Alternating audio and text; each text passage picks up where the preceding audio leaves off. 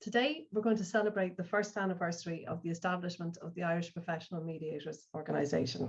And we're launching this series, which is In Conversation With, where we speak to experienced mediators about their professional journey. The purpose is so that up-and-coming mediators can benefit from the knowledge and experience of those who go before them. We are launching this series with guest Pascal Comvalius of the Netherlands, a man with many skill sets. He's an IMI certified mediator, a certified hostage and crisis negotiator, a suicide prevention gatekeeper, a QAP manager, and author of the book Mediation in Criminal Cases, published in 2022. He has expertise in divorce, family, multi-party, and criminal mediation. And you've also delivered training, Pascal, if I'm correct on that. Yes, trainer around growth. I trained family mediation at the Supreme Court in Singapore. It's the first one to train the family mediation in Dubai, Emirates. And I'm a guest faculty member at the Maharashtra Law University in Mumbai. Thank you, Pascal. So we're going to start at the very beginning because we want to hear about your journey and how you got to where you are today. But to understand it, we need to go back to the beginning. So when did you train as a mediator and what kind of training did you do?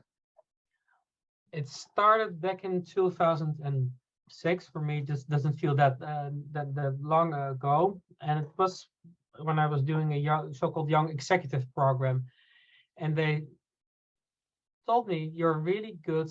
It's just dealing just with people or listening. You should do something with it. And that's how I just came across this with mediation. And it started just in the Netherlands, the 40-hour training. And then my wife and I were about just to move to the US. And I was always looking for something else, some specialty, and looking like, okay, what's the ultimate conflict I can solve through mediation? And before you got to the 40-hour training, though, what was your background before that? So HR, human resource. Okay. Human resource. But as a child, as I was 8 or 10 years old, I want to be a lawyer, and I said because then I can help people. Okay. Little did I know that it was only just for a certain party that I would help people, and not for all of them. But that was sort of the trigger in me. And when I was going like, what's the ultimate? Then it was just family. And why family? Because there is always just a private component to it, and most of the time there are children involved. Okay. And that makes it, as Jimmy Carter said to our company when he met them, he said, "Wow, you're solving one of the most difficult issues just right at the negotiation table. You see people at their worst when they come to you." And so you did your 40-hour training in the Netherlands. In the Netherlands. You then moved to the US, and yep. did your qualification translate across to the US, or did you have to do some? The standard training translator that was accepted. Okay.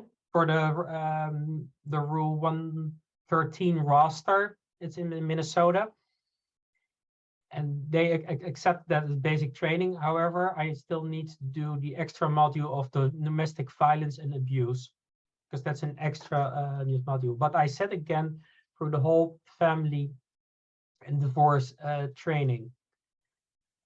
And since I was just so interested, I followed an internship. Okay. And first 100 hours, I was only allowed to sit next to Steve Erickson and Marilyn McKnight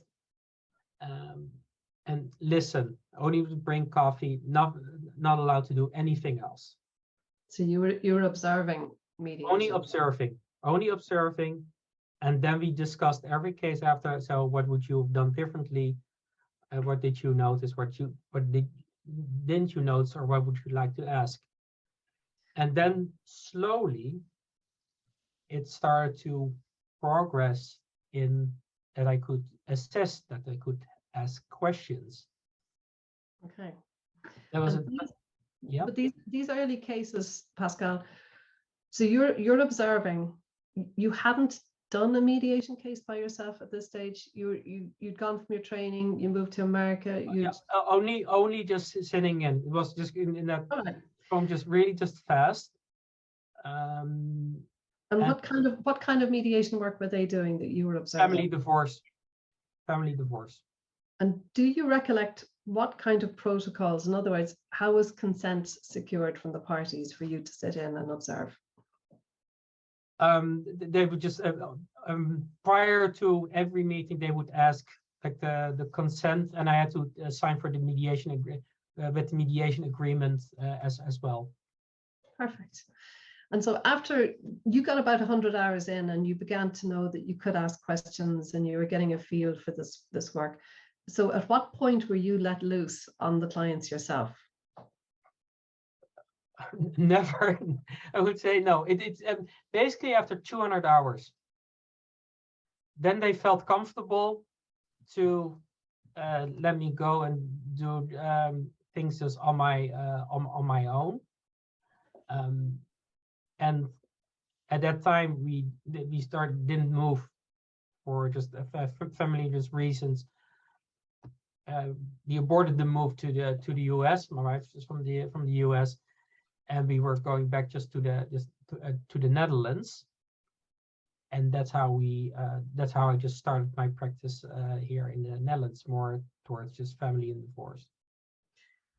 And do you remember your first case on your own, and what was that like?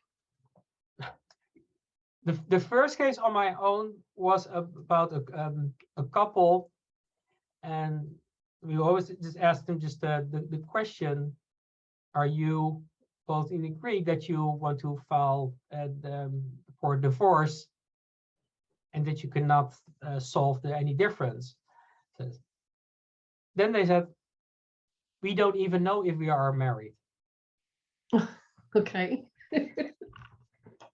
They married in the Dominican Republic, and then they were just thinking out, okay, would it be the marriage is acknowledged in the state of Minnesota? And it turned out it was acknowledged in Minnesota. So then we could just proceed, and it was a very amicable to start with. You were very lucky to start with an amicable. And the other thing, what is the tempo, is the amount. We did 5 to 6 mediations a day. How long? Okay, so if it was 5 or 6 a day, was there a set amount of time allocated for each one? Hour and a half, 2 hours, but that's also, I believe, hour and a half, because that's the maximum attention span that the person just can have. Especially when you have to digest all just the emotions, all the agreements. That's the maximum. They're worn out. Yes, we are worn out too, and we have our breaks in between. But we had just 5 to 6 mediations a day. That's a lot. Like those were 5 to 6 mediation sessions a day with different clients. Yes, different clients. And sometimes if they were out of state, then we would take an entire morning or an afternoon. Let's say if they would come from Wisconsin or Iowa, they would just drive up, and then we would just reserve just half the day or a whole day. And do you recall, so how many sessions would say a couple doing divorce take? Do you remember how many sessions? On the average, what I see as a rule of thumb, it's about like 5 to 6 sessions maximum, just from the beginning towards the end. Okay. And you'd spoken earlier that you came from a HR background, so you didn't have, your original idea was to be a lawyer, but you didn't do legal training, did you? No, I didn't. No, never had it. No. So when you were drafting agreements, how did you know how to come at an agreement? There was an in-house lawyer, and this person would just draft agreements. So it was the one-stop shop principle. Okay. So we are only just facilitating the process. I'm not the financial planner. I'm not a real estate agent, but he would then have them just in-house or just advise them to help the couples getting through. And so when you left, you're speaking about the Minnesota experience and doing 5 or 6 sessions a day, which yeah, I think that's, I'm thinking of 5 or 6 different sets of clients a day. You then move back to the Netherlands and you're having to start your own mediation business at that stage. So you're starting from scratch. You have the experience, but now you're starting anew, is it? yeah. And But I already had just had the network because of the mediation to this education center and knowing your way just around. Helped me just a lot in order just to get cases. Was it easy? No, it was not easy at all. Because one thing as mediators we're not really or also are not really good at is market themselves. Yeah, I agree. And I think, so your first way of getting work, where was it coming from? Was it from lawyers? Was it from? There's also from referrals from people who need just support. And in the Netherlands, we have this system. If you cannot afford it, then it will be referred to you. So you get then paid by the government. So that's how I started. So you had yourself on the national register, or you got approved? Yes, as a mediator, yes, yeah. And then the cases. So court-linked mediation, or those through the state that looked for mediation but couldn't afford it. Yes, exactly. Okay.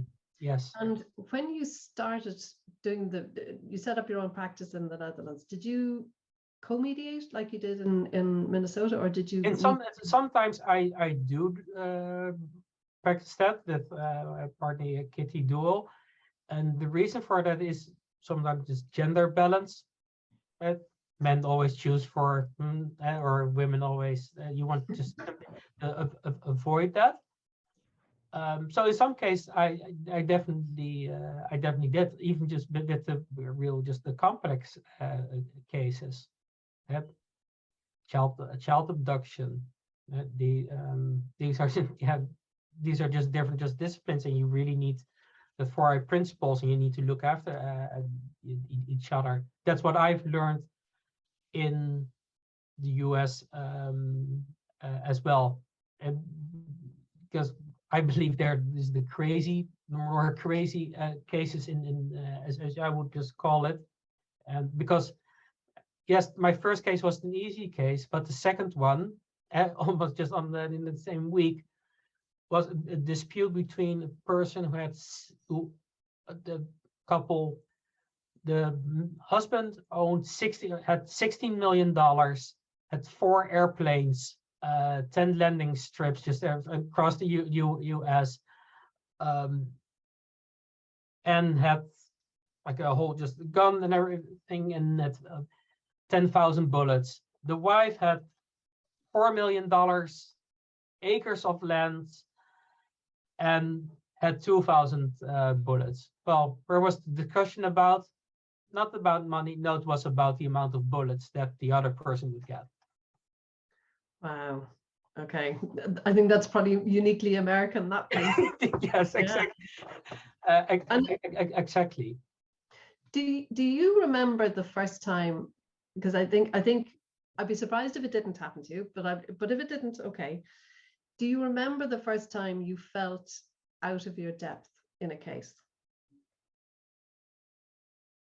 No, not until it was really, no, not. It's with everything I do. I believe there was one case I will never forget, and it was made me very uncomfortable, and it was about around Christmas time. Where would the kids be? The wife wants to take the kids to South America. Husband didn't want to do that. And I remember I was sitting downstairs at their home, and they were arguing, they were screaming, yelling at each other, while the kids were listening, all scared upstairs, 4 of them. I'll never forget that, because I told the parents, this is the first and the last time I will ever want to see this from you. If I ever see or notice or anything, I'll call up Child Protection Service and take the kids away. Is that what you really want? Is this how you want to be an example as a good parent, good loving parent?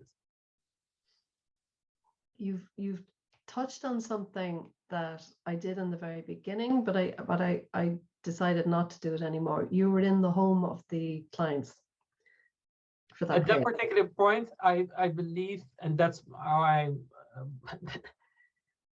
as a first responder or first aid, I see it as a responder. I felt that if they're just really in need, then I'll be there, no matter what it takes. And I don't care about parents. Sorry, parents. I care about the children. Children don't have a choice. But did you feel the difference in the space? So going into somebody's home where the clients argue, that's their space to argue. Did you find it more difficult to mediate in the space where they have? It's always because you find yourself on hostile turf, even if the other significant other already lives somewhere else. That's nice. My rule of thumb is I will have it at my office, because then I'm full in control. But again, in this particular case, it was necessary to be there. Circumstances just draw me just to it. I could not say like we need to leave right now, because it was literally on December 24th. Okay, so it's literally on top of Christmas. And I think from your point of view, you're doing almost a sort of an emergency intervention, but you found that the parents were just kicking off on the way that they would, whether you were there or not. And I suppose you weren't out of your depth. It's just that it's much more difficult to manage a situation like that where it's out of control, and to try and bring it back and calm it down. You started the path. So by the time you came back to the Netherlands, would we be about 2008, 2009, or? Yep. Okay. So you networked. You got yourself on the register. You're getting work coming to you from because well, first of all, you've got a civil law jurisdiction, so you got a more straightforward path. But you also had a state-supported system. In other words, you got paid by the state. Yes. And you weren't employed by the state as such. You were on a roster and you could get called, and then the state would pay you. Did you have any difficulty getting paid? Was the state a good payer for mediation? Always good payer, on time. No problems with that. They're probably the best payments. Whenever still to this day, I get my money within 2 weeks. Right, that's very good. And then in terms of private work, did you begin to build up private work as well, or was it the focus on this? Parallel. And what I also used were different rates. Okay. Now, how did you? There's a reason for different rates. Okay. If I go to just they're just rich, just family, and I only would charge 80 euros an hour. Cannot be good. That's too cheap. Cannot be. So if I charge 300 or 350 an hour, there must be something good about him or her. But how would you determine in advance what the charge rate was going to be? You always have to just fill in just a questionnaire. Okay. Just have an idea what it's just about, and just for the conversation, and then you have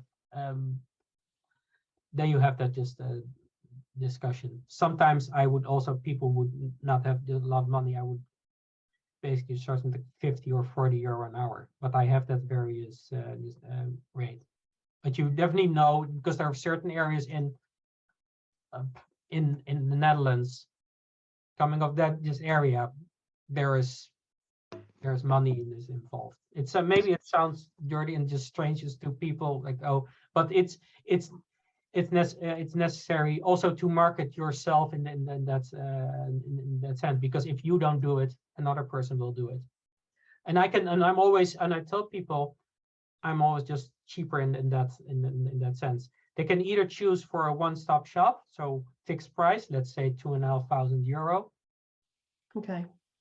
And that's why I listen just to the case, and then I of course divide like on the average 5 or 6 mediations, and sometimes you top that, and sometimes it's just a little bit lower. But then people already know what they have to spend, what they're spending. So you put forward a fixed price model for, If say, some people ask for that, okay, but I tell them there's no guarantee that I will just solve or just okay, come to a solution. I'm not going to guarantee that. There's no, I cannot. And while you're doing this work and while you're getting yourself established in the Netherlands, what role did your professional membership body play for you? How important was it to be part of a professional? Credentials are really important in that sense, because our organization was the only organization that just allowed, or the government said, are you registered there? If not, sorry, you cannot get our court referred cases or anything. You cannot be on the roster. We cannot pay you. So that's a way to ensure quality assurance for the public. So your professional membership body played a very important role, more so than professional membership bodies in other countries. So yours actually not only set standards and said what your accreditation level was, it also had some form of approval from the government. Yeah, public. Yeah, yes, exactly. Hold a register, and then those mediators who are members were on the register, and therefore the state would pay those mediators. They were approved mediators. Okay, that's interesting. And did you join more than one professional membership body, or just the one? Only that one, because that's the only one, the main one, which is just acknowledged. So that's I'll go with, yeah. Okay. Go with that. And then let's talk a little bit about your approach to a case. So how does your initial inquiry come to you? Is it email? Is it a phone call? Is it a contact form on a website? How does it get to you? It's about it's a lot of just court referred, so it's by the court, and other than that, it's a word of mouth. And they'll pick up the phone and call you? Yep. Okay. Yep. And then, so let's say it's not the court one, and you're doing a private case. Yeah, private case. How do you begin? So, for example, do you do, say, individual intake sessions, or do you begin with a joint session, or what's your model? First, I would just have a joint intake session, and I don't charge anything for it. And the reason for it, there needs to be a connection. They need to have this trust and respect for you, just both ways. And they can both just still decide, like, oh, we don't. Even though we know you are seasoned enough, but there's no personal connection. I believe that personal connection is very important, and that's the first. Just let's talk. If all the questions that you have regarding mediation, and sometimes they go to another person, and most of them they stay with me and keep working with you. Yeah, and keep working with me. Yes. At what point is your contract put in place? I mean, so in Ireland we have an agreement to mediate. Do you have a contract that they sign, and when do they sign it? If you do an initial session that's free, have you begun the mediation then? And no, is it? No. I keep it off. It's just right after that. If they just agree, then I'll tell them the basic rules. If we were going to do this, people like that you already have that explanation that you're giving something for free, as they say. It's almost the reciprocity. I give you something for free, well, now I need to just go back and I need to give you my service. So, and in terms of the skill sets that you employ during your mediations, so we'll stay away from the criminal mediation space for a moment, because we're going to move into that, but let's just say, what skill sets, what kind of models, what styles do you use, or do you have a mixture, or what's your approach? it's called client-centered.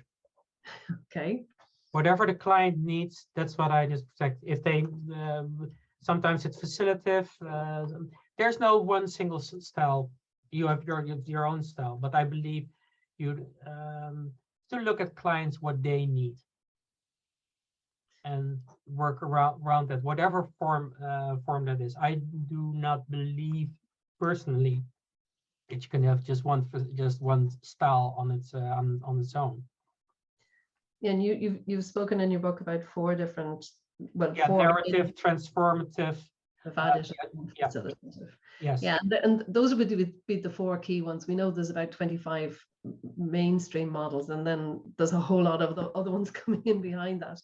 But what you're saying really is that you work in the way that the clients want to work, and you use whatever of these different models work with that situation. Yes, okay. Exactly. And then what is the outcome of the mediation work you do? So mostly is it a written agreement, and is it intended to be legally binding between the parties? Yes. Yep. No, so I write up just the agreement, give to a lawyer. Lawyer will just file it within court. So and will take the next step in the process to get the whole divorce being done. Okay, so the mediator would draft the agreement between the parties. Yes. Pass it on to a lawyer who makes the application for divorce. Exactly. Yeah. That's how. Okay. So now we're going to delve into the world of criminal mediation. I think this is where I'm really fascinated, and I must hold up your book. Hold on, because I read your book. So this is your book that was published in 2022. I'll send out an email with a link to that. So explain, how did you get started in doing mediations in the criminal field? So criminal mediation cases. It still was, my search was not over. What's the ultimate in conflict I can solve? So you're still searching for the challenge. I'm still, I will, my entire life, I'll still be searching. Okay. And then I've been to a training with the Public Agency Trainings Council, and being trained within kinetic interview and interrogation with the NYPD.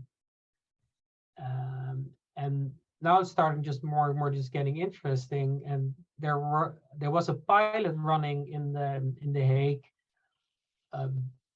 regarding mediation in criminal cases. And a dear friend of mine said, maybe that's something for you. Maybe you want to join it.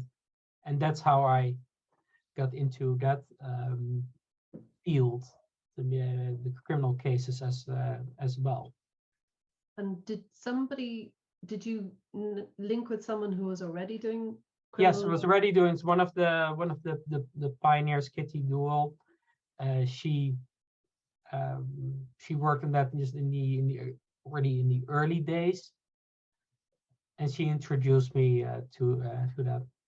And that was one of the first case, and it sort of it has a link with family. Of course, there was this dispute between two kids and from two different backgrounds, and the child was not very talkative. And I remember my colleague Kitty at one point was sitting on the ground and was saying, can you maybe just draw how you feel for me? Can you make a drawing? And he made just the drawing, and we come back, and then he also had he made a necklace, or a necklace. That I used two colors, black because the anger that I feel, and the red of the blood and the pain that I have. And that was I was very just impressed that it just could work, because we could we had this agreement, and then I just started to want to do more and more, and I love it. So I want to understand, because I know you probably have the same reaction from most mediators who say, criminal mediation, how? And it's not, having read your book, I can see that you approach a criminal case and do mediation in very much the same way that I would approach other mediation cases. But my questions really are about,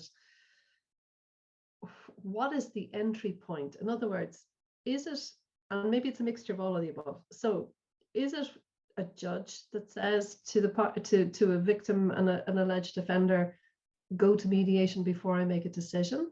Yeah, there are several ways. Either just a judge can say it, even in high court can be referred back to mediation, or either one of the parties want to have this incident solved through mediation, or law enforcement or police would say, yeah, we both have your statement and reports and your charges, but you might want to seek just a different way. And one of the entrants, and I always I use that often, and I would argue, so what's the issue? Is the law the issue, or are people having an issue? And you emphasize in your book that the judge still has to apply the law. So the judge still has to apply the criminal law, whatever the sanction is. Yeah, and we say, like, people will, if you go to court, yes, your lawyer might tell you, yeah, oh, you will win this case, it will be easy. The happy scenario. There's also a scenario that you could lose. But they tend to forget the third option, that the judge will rule something which will not be just necessarily fine just anyways, and even for both parties. So it's even better to flip a coin to have a higher chance to get it your way than go just through court. And in mediation, you have the chance to set up your own rules according to your own standards of fairness, which the judge or the court can take into account. He has to take that into account.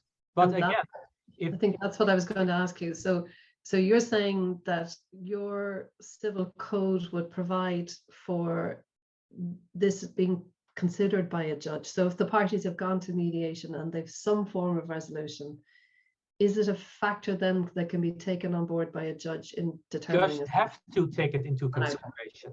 Have to take it into consideration. And there are some situations, let's say, if you murder someone, you cannot say, oh, they have a great agreement, case just dismissed. No, it's not that simple. Because then the public opinion would say, well, you can get away with murder. Well, that's easy. No, so they still have to just take into the account, according to the standards, only the sentence or the level, let's say 8 years, could be lowered because of the positive outcome to 6 years or 3 years or whatever. You have an example of a criminal case that you did in your book that I was quite fascinated with. Well, you have several examples, but one that I was fascinated with was 4 men that basically got involved in two men who got involved in a brawl, basically, and one was kicked in the head and ended up having to go to the hospital. The other was also assaulted. But when you did the mediation, the charges were pending against 2, I think it was, one of whom was already in jail serving another sentence. Yep, true. Yeah. And this is what fascinated me. You did a mediation where the prison guards brought that person to the mediation space. Well, it was taking place in court. The criminal cases are taking place in court due to just safety. There we have a panic button. Oh, okay. Just in case if you get out of control, then immediately law enforcement comes up. But in this case, the prison guards were present within that room because they're of all. But that's what I was going to ask you. So were they actually in the room during the mediation itself? Yes. And you could argue, do they have to sign some sort of agreement of confidentiality? Yes. Yeah, because that is a question that came to my mind, because the confidentiality of the process. Then Confidentiality. Yeah. It's funny that you have this question, because we asked ourselves last week, because I done another case where Okay. the Persians were present, and there were certain things being said you could which could imply that there will be escalating. Yeah. And then we always say, like, oh, if there are any threats, like, we have to breach our confidentiality because we are aware of it.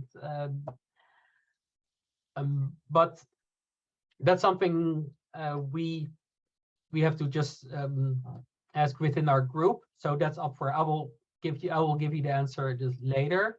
But Okay. for now, as we consider that they do not have that just signed that just agreement in that sense. Right. So there's a piece that needs a bit of working out, but look, we're all developing processes to deal with different situations. So it's still learning.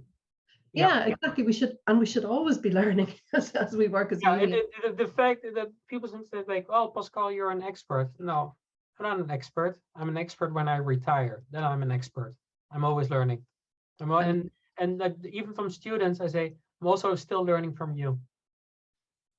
And let me break down. You 4 areas of criminal mediation practice. Like, you've got 4 loose areas. So you have victim offender mediation, you've got family conferencing, you've got restorative circles or restorative justice, and you have restorative targeted detention.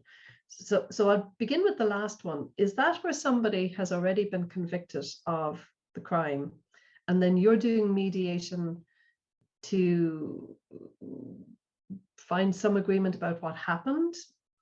Just go back just into society or in the same community. So you're talking about reintegration into society. Yes, exactly.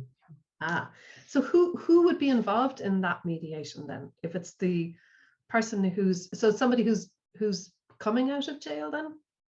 Yeah, the person who's coming out of jail, and whoever just the community is, could be family members, could be neighbors, whomever will be attending that.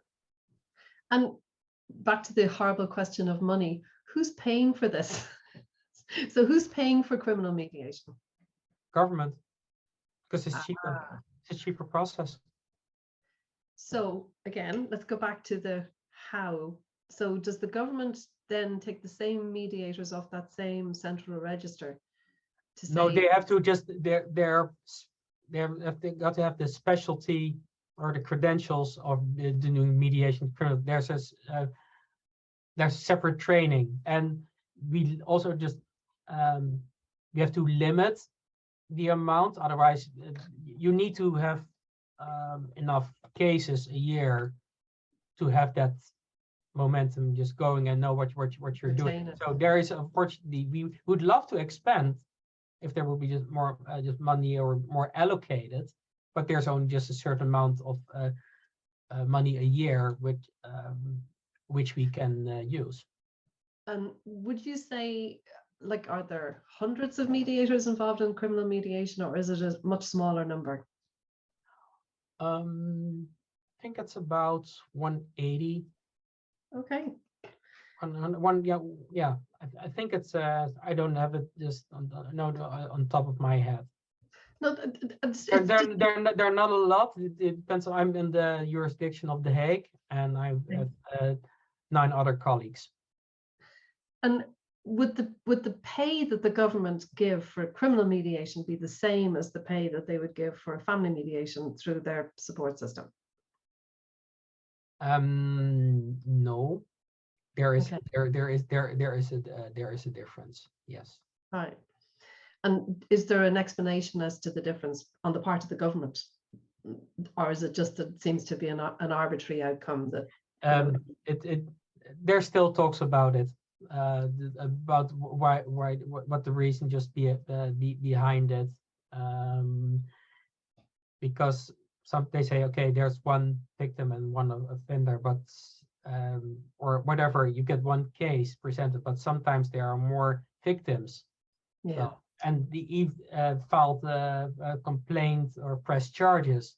Well, are you going to get paid individually per case, or you see it as a whole because everybody's sitting together? So that's the back and forth about when it comes to financial part. Okay. You had another interesting case about a clock, which fascinated me because it was very like a neighbor dispute case that I had, except I didn't have the clock piece. But this was about a clock that was very noisy, and a neighbor and a husband and wife were finding it hard to sleep because the noise of this clock was obviously an old-fashioned clock that had some sort of mechanical mechanism in it. Yes, French vintage 17th century clock. Okay. Yeah. So this clock was making an awful lot of noise, and there was complaints going back and forth, but it culminated in the woman who was losing sleep darting in the door of the neighbor's house and grabbing the clock. So that was a criminal prosecution for trespass and criminal damage. So when you were mediating that, are you conscious of the criminal charges, and do you think, is there any requirement for mediators in this space to have legal training? Good question. I, that limits just to myself. I stay away from that the majority of the time. I think just almost. And sometimes people forget, especially with the offender, like, well, I don't care, and we have to remind them there's a criminal. There's a case against you. Could ruin your life. Do you realize that? Could ruin your career. You cannot drive your taxi, or you cannot work at security at the airport. Sometimes we need to just remember that. But if they ask, like, so how much? Okay, well then I only will get a year, or I will be on probation. And they ask us, we don't know. We said we don't know. That's up to the court. And what we say, if we write up the agreement, you always have the possibility to ask your lawyer to look into the agreement itself. And on that point, because you've just nicely taken me to my next question, is, do the lawyers for the parties, like, does the lawyer or the barrister for the alleged offender sit in with you? Sometimes they do, sometimes they don't. Okay. Most of the times we tend to just leave them out, because it also from balance. Let's say some people don't even have an attorney, and then they're sitting across from an offender with an attorney. So how would you feel? It's sort of just intimidation. I had a case very recently where the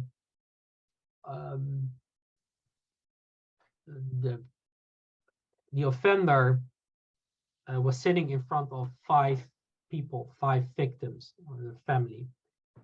And this person asked, I want to have someone next to me at the joint session, because otherwise I'll be,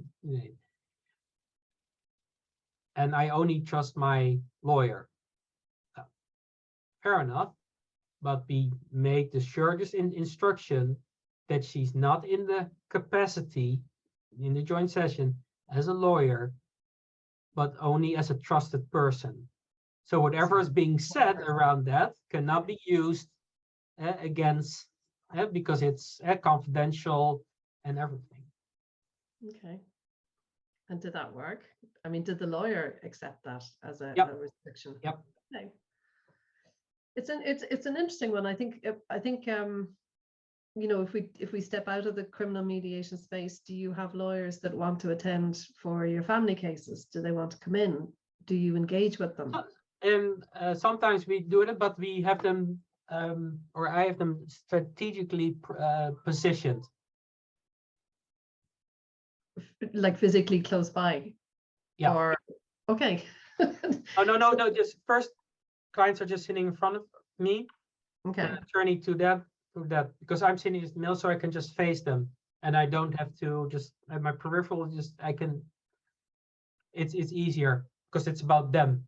It's center just the clients and always, and what I always do is acknowledge the presence of the lawyers. Like, well, thank you for just here that you'll be just supporting your clients, because hey, they're getting paid by the hour, and they like to have that acknowledgement.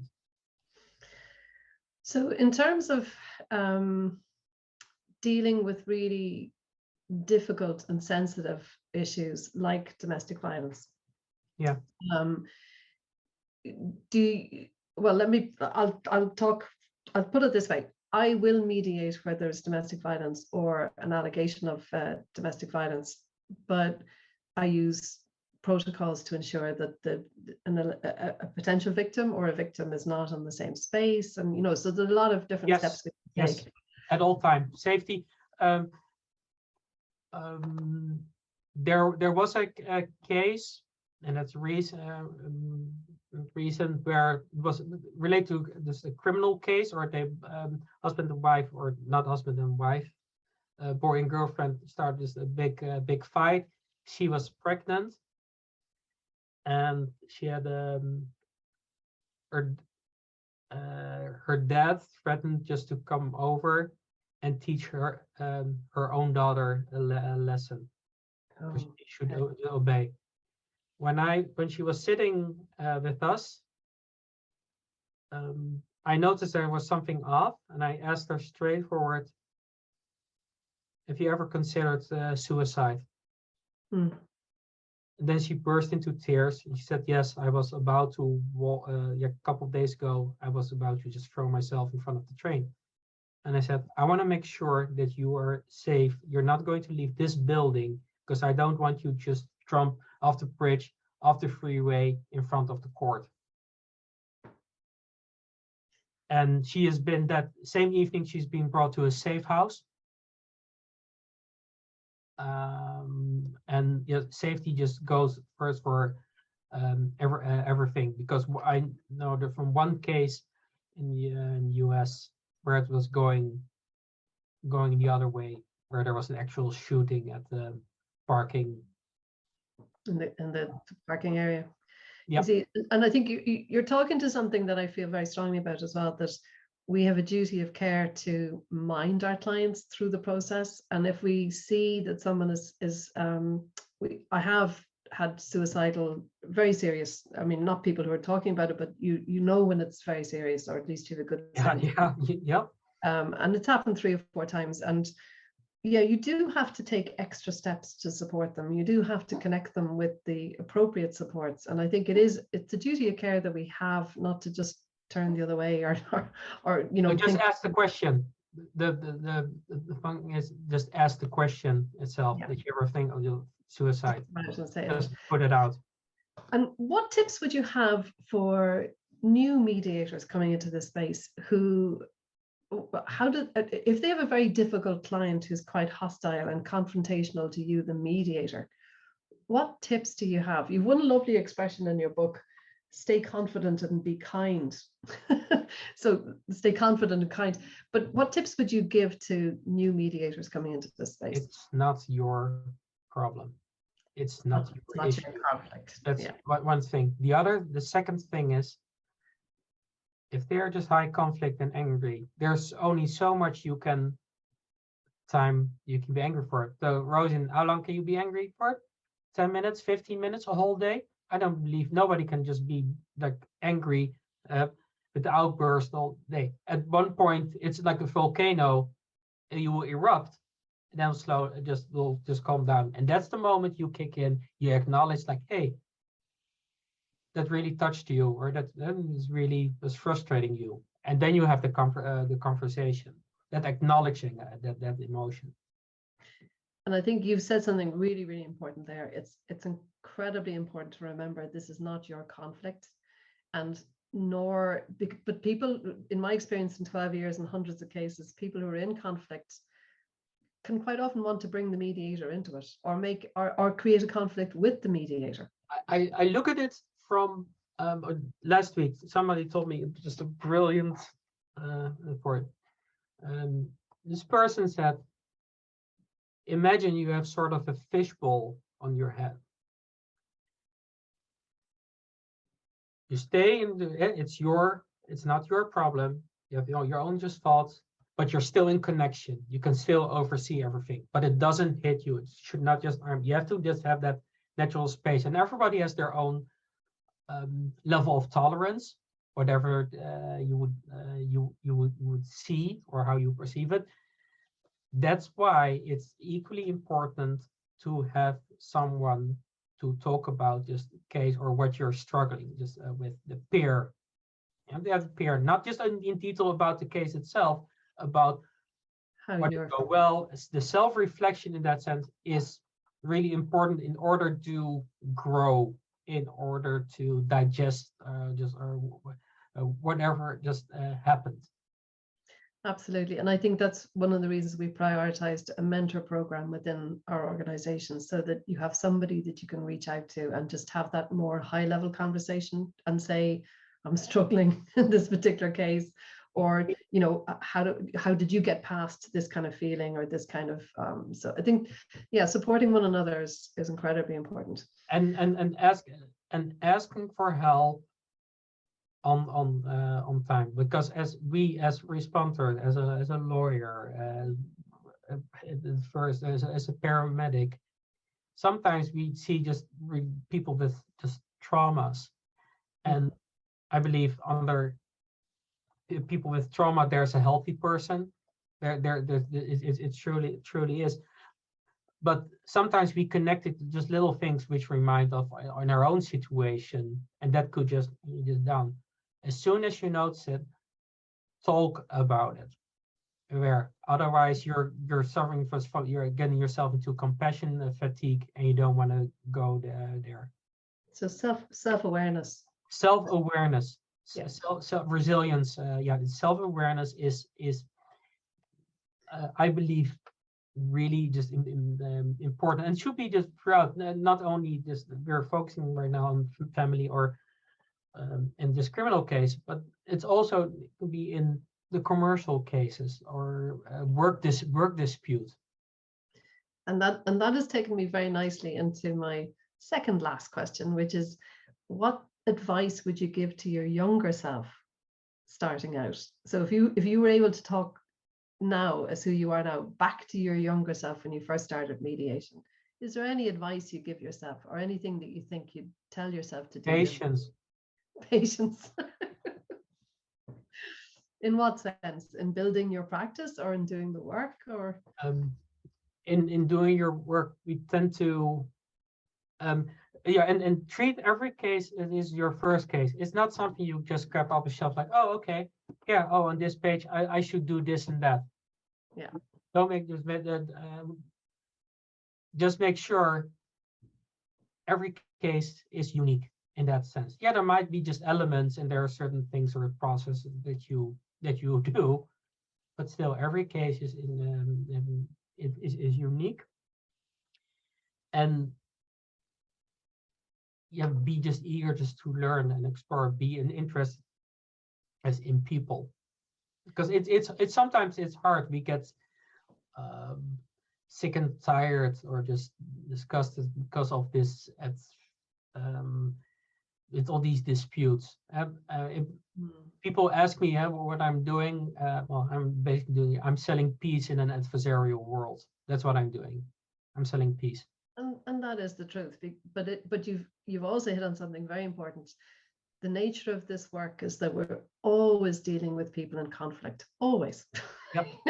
So it's either a very minor level of conflict all the way to something much more serious. So minding yourself as you work is very important. But I think your tip of just treat each case as if it's your first case. Just come at it fresh. Don't presume anything. Give it your best and just work with whatever's happening in front of you. So my last question, Pascal. What is your hope for the development of mediation in the Netherlands, in Europe, in the world?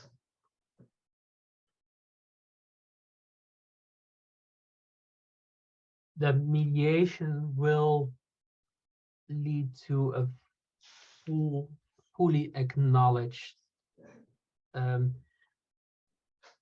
instrument